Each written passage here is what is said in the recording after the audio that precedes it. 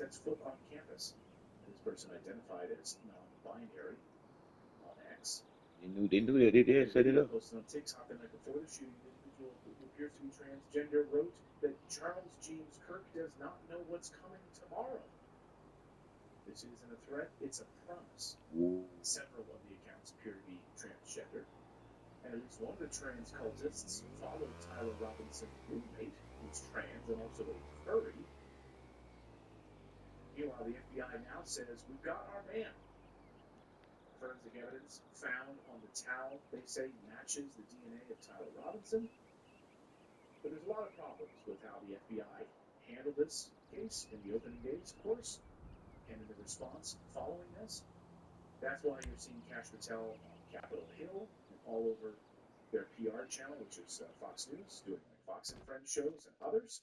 And every moment since, yeah, something else unbelievable is said on TV, and Fox News hosts go, okay. Yeah, sure. Wow, you're going to give us a little tease about something? True. Don't worry, as they'll tell us, more is coming, they always say. Right. Oh, there was a note, but that note was destroyed, but you know it existed because you have forensics of a note that existed before you ever saw it? That's not funny. So how does that work, Clayton? Well, I don't know, but I know someone that knows this better than anyone.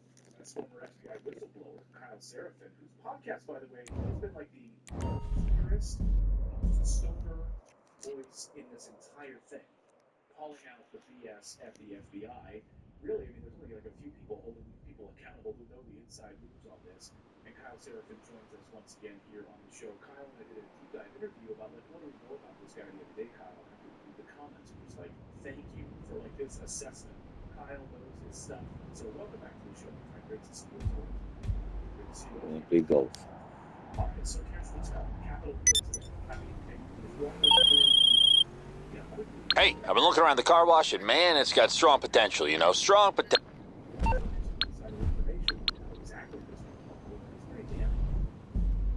Yeah, first of all, they should have never been involved. So let's just start with that. It's the classic rule of recuse yourself. You can't be an interested party and then also be an investigator, and if you're an administrator or you're the leader of an investigative organization, you don't get involved in the actual investigation. I think Kash might find himself on the witness stand if they actually decide to mount a serious defense against this. You're going to see him go out there and they're going to ask him about his understanding of forensics and DNA and evidence gathering and tactics and techniques, why he was on the scene, and they're going to. I don't know what she was thinking doing this, but basically because of his personal friendship with Charlie Kirk. No, yeah, you can't. You can't do this. It's a little. He showed up and walked the scene. So now he's going out there probably and stating a bunch of things that he believed to get stated as fact. And he's also made himself basically being examined on what the things he's saying and whether they're true or not, or whether they end up being true, and whether they poisoned a jury pool. A lot of this stuff is going to be evaluated. Like I said, if they mount a serious defense against this, you're going to have real problems. You're also going to have problems, I think, bringing this in a federal court now because of the way that he's introduced himself into the case. There's the boss. But he should have never been there, and neither should have Dan Bongino. They can show him in a personal capacity, but there's zero reason why anybody who is vested in the outcome of the case should ever step forward. And unfortunately, he admitted that it was personal for him on Fox and Friends. They asked him the question, and he nodded soberly and said, yeah, this is real personal, and he was my friend, and all this kind of stuff. The number one rule is to get J policy and I policy is broadly speaking law enforcement policy that ultimately vested interests in the outcome of the case. Recuse yourself. I got specialized training on police here. If you have a financial stake in companies that you're investigating, or they're the victim, you got to recuse yourself. Hey, how can I help? One limo coming up.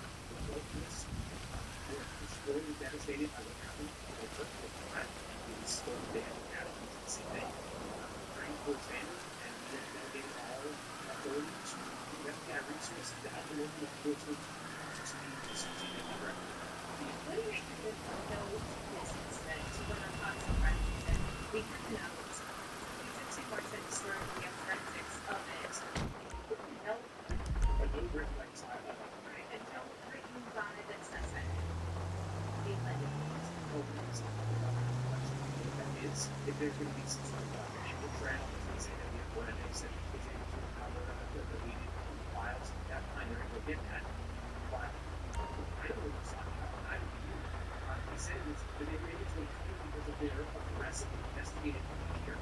I assume that means that they're actually going out and interviewing people, which is what they get all these things that they do broadcast the name of it's legitimately fine, but his commentary is so unnecessary when he talks like he's not adding any value, and all he's doing is detracting from credibility. Also has to go out there and speak on security. And he's not using FBI language. And so for people that don't understand that, if people at school organization speak about that organization, they don't listen to it. He's using the word suspect, which is what you hear in local law enforcement. The FBI uses the word subject. Now that may seem like a small difference, but what you're telling us is that you're doing this. And so the agent sat there and listened to him on a call, and he's able to insert the post that he did explanation did have extra on call. They said he was simply screen flying at them, that he didn't have any information, and then he's basically worried about keeping his job. So he's hollering about whether or not they had somebody in custody or didn't have somebody in custody, so he can live tweet out the actions of the FBI. None of that is what you do if you're serious about doing an investigation. Like, the PR end of this is so irrelevant when it comes to anything you need, boss. Guilt or innocence, when you're actually going out trying to gather evidence to put somebody in jail for a long time, or it's Donald Trump has asked for the death penalty. This should be the most serious thing. They're turning into a clown show. Well, you've heard us talk about the transformative results that people see after using Genucell. Well, here's a real story from Sandra from Virginia. She says this is I'm ready to go on this end. after 5 days of using Genucell. More fucking drugs. That's all I do. Drug you up, drug you up, drug you up, drug you up, and drug you out. We gotta cut this shit out, man. Time for this shit to stop. I'm just saying. It's all about Just give me the drugs, word and I'll drugs, make it happen. drugs, drugs, drugs, drugs, drugs, and more drugs. Gotta stop. Shit. Solution ain't no drugs. Bondi. So this was erupted, which is crazy. But Pam Bondi, the Attorney General, basically calling on legislators to push for legislation around hate speech. We're going to go after you, people that are commenting about politicians and commentators and so forth. And I think rightly so, conservatives, MAGA, whatever you want to say, the response has been So long. brutal. I mean, absolutely brutal. Most people said, "What are you thinking?" I mean, I've seen political, people on the right saying, "Pam Bondi lost her mind." What do you make of this? Going after free speech. I just saw St. Young Turks say, "You're not against the right, but we're not against us." And I actually think it's a really good thing. I think that if your principles are that free speech are important, you actually believe in the person that it said, which is actually relevant now. You don't have to have any sort of caveats. There's no such thing as hate speech when it comes to the way that, by the way, Charlie Kirk agreed with that. You don't have to believe that you can't say anything that in fact, I'm pretty confident that the people who founded this country had just gotten through saying some pretty mandatory things that have not supported those actions. And so a lot of people protected from their government to be able to say such things. But I would say what constantly fights today wrongful conscience in space because of the actual violence. She tried to walk it back and say that she was talking about 18.75. About general enforcement focusing on threats or getting communication. But that's not what she's talking about. She was saying that you're not allowed to say things that are mean and you don't like.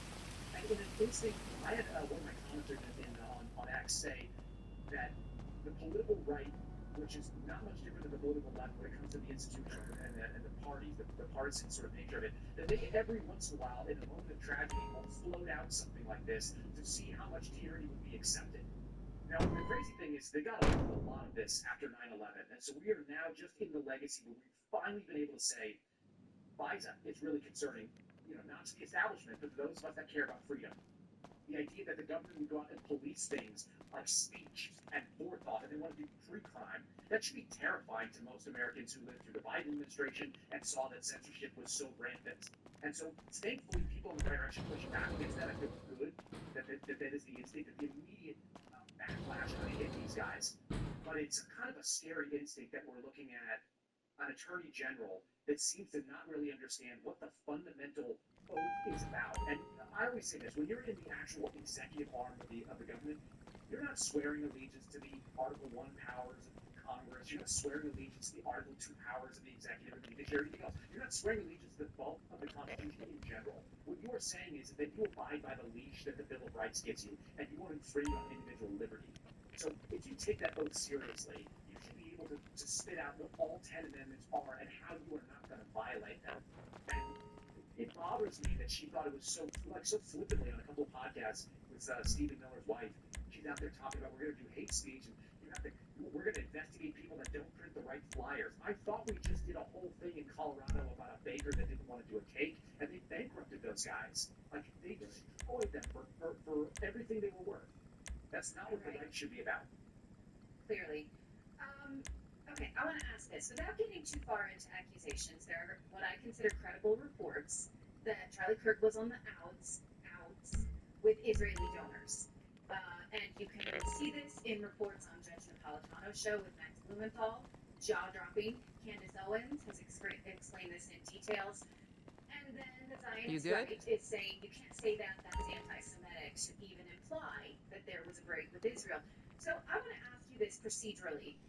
Shouldn't an investigator be compiling a list of everyone who had a beef with the murder suspect? Even still, we're not even a week past the political assassination. So shouldn't we be making these lists of who had a beef with Charlie Kirk? Or the murdered individual. Yeah. Yeah. I think you find yourself in a really strange spot. Like when it comes to the Israel-Palestine piece, I don't want anything to do with any of them. I don't care about any of them. Like they're not bacon eaters, so they're not my people. Like that's just kind of like Kyle Seraphin's general rule. I'm kind of an America-only guy. So for all the people that want to speculate, this is a Zionist thing, or this is some sort of extraterritorial nation-state actor involved, I think the only list that you can make have to have a logical connection to the investigation.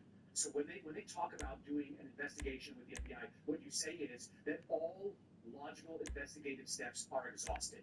And if that sort of thing manifests as you're reading, you're like, oh, there may be an issue about these people who are now connected, and we're going to pull on that thread.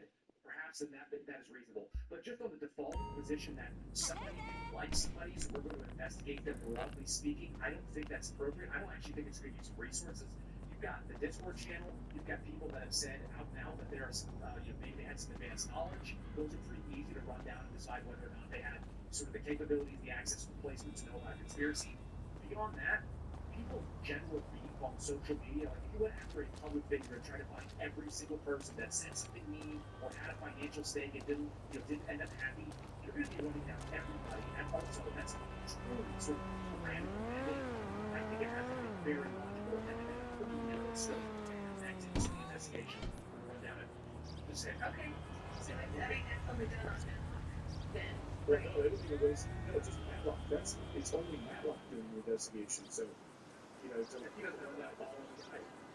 Yeah, it's totally but there's when you're talking about a broad or aggressive investigative posture, and I think that's what Josh was trying to say, it does actually happen that they will go and they'll interview anybody, and the FBI can interview anybody that knock on anybody's door. We found that out during January 6th. They'll bang the door and ask questions, and if you choose to answer them, then you can answer the question. But what you don't have to, just give a free piece of advice. If the FBI knocks on your door, I have this like ABCD thing that I always recommend all the people listen to your door. Don't answer the door to the FBI. There's no outside. Like, what are you going to do? If they really want to speak to you, they can reach out, they can leave a card, get a lawyer, you can sit down and talk to them with an attorney, or at least you can say, hey, send me your questions in writing, I'd be happy to answer them, or not. You're not compelled to answer any questions to the FBI. But at the end of the day, do they need to go out there and find every single person, like if that had a Twitter beef with him, anybody that had a financial arrangement, and then, I've seen all the conspiracy stuff that everybody else has, I've seen everybody indicate the absence of that connection is it's not overt. It doesn't mean that it doesn't mean that it exists. I think a lot of people do not look at the most common straight line thing, which is that Charlie Kirk upset a lot of people because he was a figure who said what he believed, he was passionate, and I think he was correct in most of what he said. And some people are really, really hurt by the truth. And people who are hurt by the truth tend to take action. We have a lot of crazy people in this country. If you ever worked what's called complaint duty in any law enforcement agency, if you've ever done it with an FBI, we used to get calls every single day and night of people making wild allegations. You can read my DMs, I'm sure you guys have the same ones. There's a significant amount of mental illness. There are a significant amount of people that think all kinds of things that are not true. And so to run down all of those things, I think would be prohibitive, and I also think it's fairly tyrannical. I Now, Seraphin, always the words of reason. Thank you as always, and spend more time with you guys.